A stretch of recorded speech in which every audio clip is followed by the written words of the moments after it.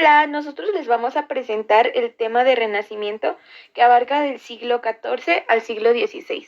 Mi equipo está conformado por Luz Alondra Arangoa Pérez, Kevin Pascual Lozano y Verónica Elizaremi Alfaro Telles. Como antecedente del Renacimiento tenemos la Edad Media, en la cual la sociedad se dividía en estamentos. Los nobles imponían su poder sobre los campesinos que dependían de su protección. Al mismo tiempo, la Iglesia utilizaba la figura y el poder de Dios para imponer su voluntad.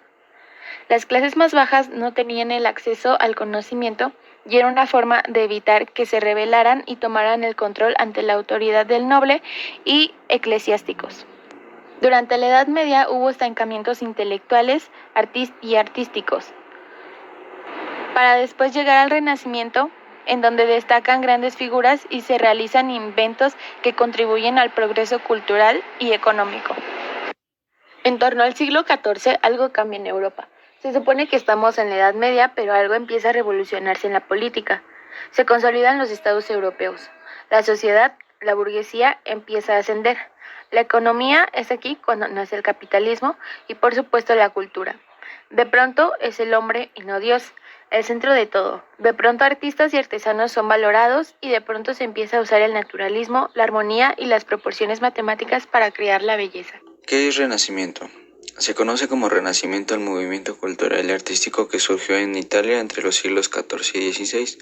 Se extendió a toda Europa, especialmente en países como Alemania, los Países Bajos, Inglaterra, Francia, España y Portugal. Etimológicamente, la palabra renacimiento se compone con el prefijo latino re, que significa reiteración, y el verbo naci, que expresa nacer. Por lo tanto, renacimiento significa volver a nacer. Se usa figuradamente para referir la recuperación de energías o el ánimo, sea de un individuo o de un grupo. En este sentido, el Renacimiento toma su nombre del afán por recuperar la grandeza cultural del pasado grecorromano, tiempo en que la península italiana era el centro del poder imperial. Florencia, Roma, Venecia, Génova, Nápoles y Milán fueron escenarios cruciales en su desarrollo. El Renacimiento se oponía a los valores de la Edad Media, periodo caracterizado por la consolidación de una cultura teocéntrica y anti-individualista. En contraposición, los renacentistas lucharon por rescatar los valores y prácticas de la antigüedad clásica y promover el antropocentrismo y el individualismo. El Renacimiento ayudó al desenvolvimiento del comercio en el Mediterráneo y a la formación de una economía calificada por algunos como protocapitalista. También supuso el reimpulso de la investigación científica, la secularización de la sociedad, el apogeo de las universidades y la separación de los conceptos de arte y artista respecto de artesanía y artesano. ¿Dónde surge? El Renacimiento surgió en la ciudad de Florencia, en Italia, y fue el fruto de la difusión de las ideas del humanismo que determinaron una nueva concepción del hombre y del mundo. Sus principales características del Renacimiento fueron los descubrimientos, que fueron grandes innovaciones como la imprenta, las rutas marítimas, la conquista de nuevos continentes, entre otros. En el racionalismo, la fe se vio cuestionada y creció el interés por adquirir nuevos conocimientos basados en la razón. En el humanismo, el hombre se consideraba el centro del universo y el fin último de la creación, dejando de lado el teocentrismo. Y en la naturaleza, los artistas evidenciaron un gran interés por la naturaleza y por la perfección en la representación del cuerpo humano. El Renacimiento y la ciencia. La revolución científica fue un periodo que tuvo lugar entre los siglos XVII y XVIII, en el que hubo cambios de paradigmas sobre la manera de analizar y observar la realidad, en las que surgieron nuevas visiones de la naturaleza a modo de disciplinas que reemplazaron la visión griega. Una de sus características de las revoluciones científicas fue plantear nuevas maneras de comprender la realidad, derribar viejas creencias como el que la Tierra era el centro del universo, también proponer el método científico de investigación, crear instituciones para avalar la investigación científica y desarrollar importantes progresos en matemática que impactaron en diversas disciplinas como la física, la astronomía y la química. Sus principales representantes fueron Galileo Galilei, Nicolás Copérnico y Johannes Kepler. Podemos dividir el arte renacentista en 3 etapas: protorrenacimiento, que va de 1280 a 1400, renacimiento temprano, que va de 1400 a 1490, y el alto renacimiento, que va de 1490 a 1527.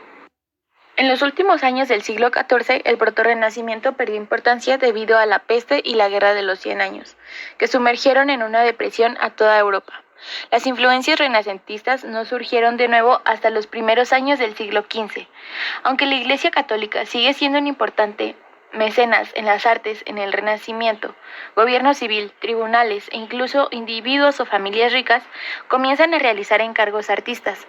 Gran parte del arte producido durante el primer Renacimiento fue encargado por familias de comerciantes ricos de Florencia, destacando entre ellas la familia Medici. A finales del siglo XV, Florencia se consagró como la capital del arte renacentista, llegando a su cenit de la mano del poderoso y ambicioso Papa León. 3 grandes maestros dominaron el periodo conocido como Alto Renacimiento: Leonardo da Vinci, Miguel Ángel y Rafael Sanzio. Esta etapa duró entre 1490 hasta el saqueo de Roma por parte de las tropas del emperador Carlos V en España en 1527. Con la llegada de la imprenta, a comienzos del Renacimiento, la literatura revolucionó la cultura occidental, transformando su producción, distribución y el consumo de los libros. Los escritores del Renacimiento se esforzaron en expresar la belleza de las formas nacientes y diferentes.